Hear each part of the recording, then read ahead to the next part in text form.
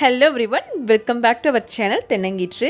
இன்றைக்கி ரொம்பவே ஒரு ஆரோக்கியமான ரெசிபி தான் பார்க்க போகிறோம். அட்லீஸ்ட் வாரத்துக்கு ஒரு தடவையாவது கட்டாயம் இதை ட்ரை பண்ணுங்கள்.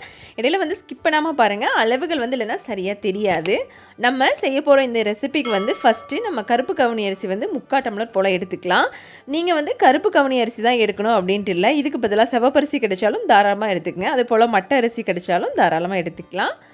நம்ம ரெகுலராக யூஸ் பண்ணுற இட்லி அரிசியை தவிர்த்து நீங்கள் எது வேணாலும் தாராளமாக இதுக்கு எடுத்துக்கலாம். அடுத்தது வெள்ளைச்சோளம். நிறைய பேர்த்துக்கு வெள்ளைச்சோளம் தெரிஞ்சிருக்கும்னு நினைக்கிறேன். சில பேர்த்துக்கு தெரியாமல் இருக்கலாம். பொதுவாக சோளத்தில் 2 டைப் உண்டு. செஞ்சோளம், அதாவது சிவப்பு சோளம், இன்னொன்று வெள்ளை சோளம் 2 சொல்லுவாங்க. ரெண்டுமே சாப்பிட்றதுக்கு ஏற்றது தான்.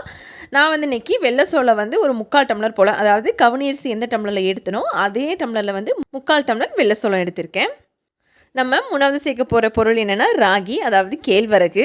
இதுவும் அதே போல் தான். எந்த டம்ளரில் அலசி அளந்தனோ அதே டம்ளரில் 3/4 டம்ளர் போல் ராகி சேர்த்துக்கலாம். நீங்கள் கடையில் வாங்குற மாதிரி இருந்தால் ராகி தோல் இல்லாமல் இருக்கும். இது நான் ஊர்லேருந்து கொண்டு வந்ததுனால மேலால் தோல் இருக்குது. 2-3 தடவை களைஞ்சாலே இதோட தோல் போயிடும். அடுத்ததான் அதே டம்ளரில் 3/4 டம்ளர் கம்பு எடுத்துக்கிறேன்.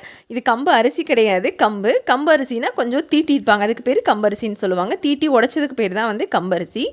கம்புலேயும் 2 டைப் உண்டு. அதாவது காட்டுக்கம்பு சொல்லுவாங்க, மொட்டைக்கம்பு. அதாவது இது மொட்டை மொட்டையாக இருக்கிறதுனால கொஞ்சம் மொட்டைக்கம்புன்னு சொல்லுவாங்க எங்கள் ஊர் பக்கம். ரெண்டுமே சாப்பிட்றதுக்கு உகந்தது. இது தோசைக்கு நல்லாயிருக்கும், இந்த மாதிரி குண்டு குண்டாக இருக்கிற கம்பு. அதே போல் காட்டுக்கம்புனா கொஞ்சம் சன்னமாக இருக்கும். அது கம்பு சாப்பாட்டுக்கு ரொம்ப ரொம்ப டேஸ்ட்டாக இருக்கும்.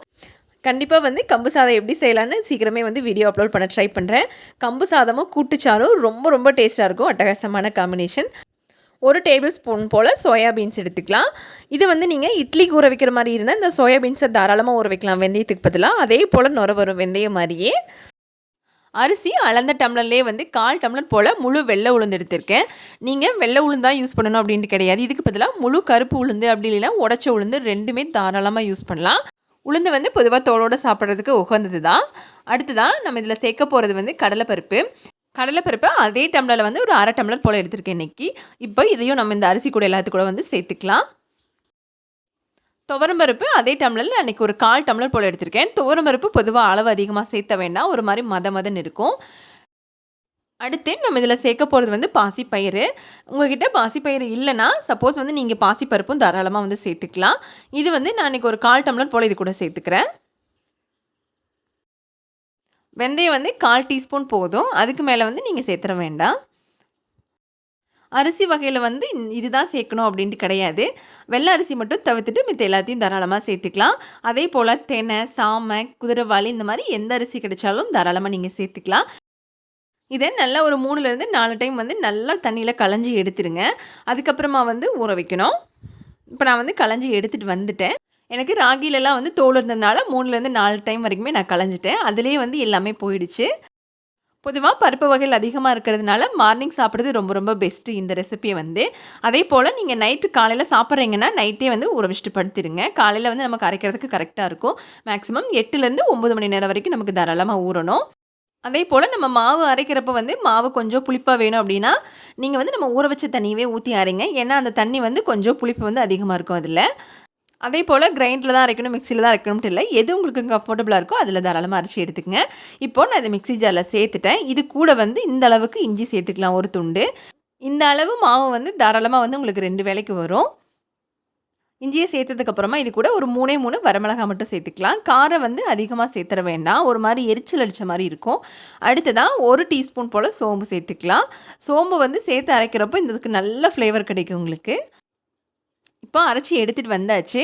மாவு நீங்கள் ரொம்ப நைஸாக அரைச்சிட வேண்டாம். பொதுவாக நம்ம கம்பு, சோளம், ராகி இதெல்லாம் சேர்த்துருக்கிறதுனால மிக்சியில் ரொம்ப நைஸாலாம் அரையாது, ஓரளவுக்கு கொரகொரப்பாக தான் இருக்கும் நமக்கு. இப்போது இது ஒரு கிண்ணத்தில் சேர்த்ததுக்கப்புறமா அதுக்கு தேவையான அளவு உப்பே சேர்த்துக்கலாம் கூட. நீங்கள் மிக்சி ஜாரில் கூட போட்டு உப்பு அரைக்கிறதா இருந்தாலும் தாராளமாக அரைச்சிக்கலாம். நான் மிக்சி ஜாரை கழுவின தண்ணியவே உள்ளே சேர்த்துக்கிட்டேன். எப்பவும் போல் தான் நம்ம தோசை எப்படி ஊற்றுவோமோ அந்த அளவுக்கு மாவு பதத்தில் இருந்தால் நமக்கு தோசை ஊற்றுறதுக்கு கரெக்டாக இருக்கும். மாவு அரைச்ச உடனேவே ஊற்றாமல் காலையில் நேரமே மார்னிங் அரைச்சி வச்சிட்டா 8லேருந்து 9 மணிக்குள்ளே ஊற்றுறதுக்கு கரெக்டாக இருக்கும். ஓரளவுக்கு அரைப்புளிப்பாக கூடவே கொஞ்சமாக ஜீரகத்தை தேய்ச்சி உள்ளே சேர்த்துக்கலாம். வெங்காயம் நீங்கள் சேர்க்குறோம்னா ஆப்ஷனல் தான், சேர்த்துக்கலாம் தாராளமாக. அடுத்ததான் ஃப்ரெஷ்ஷான கருவேப்பிலை கொஞ்சம் சேர்த்துக்கலாம். கூடவே பெருங்காயத்தூள். பருப்பு எல்லாமே வாயுங்கிறதுனால ஓரளவுக்கு. நீங்கள் தோசை மாதிரி தான் ஊற்றணும்ட்டு இல்லை. இதே மாவை கொஞ்சமாக நல்லா திக்காக அரைச்சதுக்கப்புறமா கூட வெங்காயம், அதே போல் ஜீரகம், கருவேப்பிலை, ஃப்ரெஷ்ஷான கொத்தமல்லி இலை எல்லாம் சேர்த்ததுக்கப்புறமா ரொட்டி மாதிரியும் தட்டி எடுக்கலாம். அதுவும் ரொம்ப ரொம்ப டேஸ்ட்டாக இருக்கும் இதை விட. தோசை வந்து வேகிறதுக்கு மூடி போட்டு வச்சதுக்கப்புறமா வந்து இந்த மாதிரி திருப்பி போடுங்க மாவு வேகிறதுக்காக. சிலருக்கு வந்து மாவு ஓரளவுக்கு நல்லா புளிச்சிருந்தா பிடிக்கும். சிலருக்கு வந்து புளிச்சா சுத்தமாக பிடிக்காது. நீங்கள் புளிக்க வேண்டாம்னா மாவு வந்து தாராளமாக ஃப்ரெஷ்ஷான வாட்டர் சேர்த்துக்குங்க. ஊற வச்ச தண்ணியை சேர்க்கறதுக்கு பதிலாகவே வந்து. அப்படி இல்லை புளிப்பு வேணும்னா ஒரு 2 மணி நேரத்துக்கு முன்னாடி தோசை ஊற்றுறதுக்கு முன்னாடி அரைச்சி வச்சுருங்க. ஊற வச்ச தண்ணியை சேர்த்து தேங்காய் சட்னியும் புளிச்சட்னியும் இதுக்கு பெஸ்ட்டு காம்பினேஷன். கண்டிப்பாக வீடியோ உங்களுக்கு பிடிச்சிருக்குன்னு நினைக்கிறேன். வீடியோ பிடிச்சிருந்தா வீடியோக்கு ஒரு பிக் தம்ஸ் அப் கொடுங்க. அப்படியே உங்கள் ஃப்ரெண்ட்ஸ் அண்ட் ஃபேமிலி கூட ஷேர் பண்ணுங்கள். நம்ம சேனலுக்கு சப்ஸ்கிரைப் பண்ண மறந்துடாதீங்க. தேங்க்ஸ் ஃபார் வாட்சிங்.